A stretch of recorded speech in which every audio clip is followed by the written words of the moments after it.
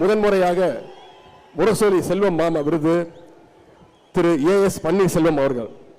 முரசொலி செல்வம் மாமா பெயரில் நம்ம முதல் விருது மிகச்சரியான விருதாளர்களுக்கு சென்று சேருகின்றது. திரு ஏஎஸ் பன்னீர்செல்வம் அவர்கள் கிட்டத்தட்ட அரை நூற்றாண்டு காலம் பத்திரிகை துறையில் அனுபவம் பெற்றவர்.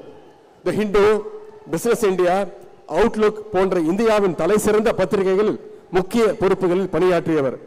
இங்கிலாந்தில் உள்ள ஆக்ஸ்போர்ட் பல்கலைக்கழகத்தில் ராய்டர்ஸ் ஃபெல்லோவாக தேர்ந்தெடுக்கப்பட்டவர். ஒன்றிய மாநில அரசு உறவுகள் பற்றி விரிவான ஆய்வை மேற்கொண்டவர்கள்.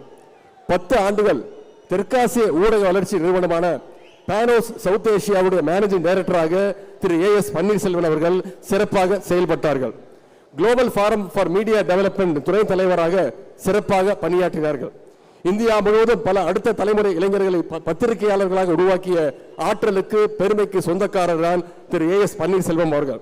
தற்போது நம்முடைய தமிழ்நாடு அரசு புதிதாக நிறுவியுள்ள சென்னை இதழியல் கல்வி நிறுவனத்துடைய தலைமை இயக்குநராக சிறப்பாக பணியாற்றி வருகின்றார்.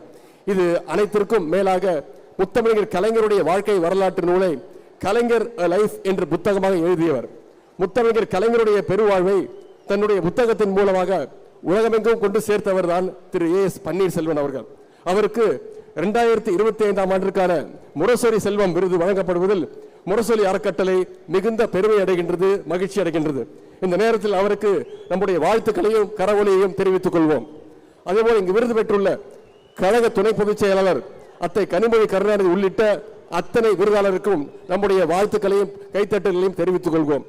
கழகத்திற்கு எவ்வளவோ சிறப்புகள் உண்டு, வரலாறுகள் உண்டு. அந்த வரலாறுகளின் வரிசையில் இந்த கரூர் முப்பெரும் விழாவும் நிச்சயம் இடம்பெறும்.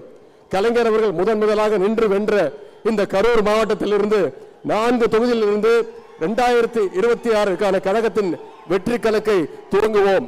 வெல்வோம் 200, படைப்போம் வரலாறு. நன்றி, வணக்கம்.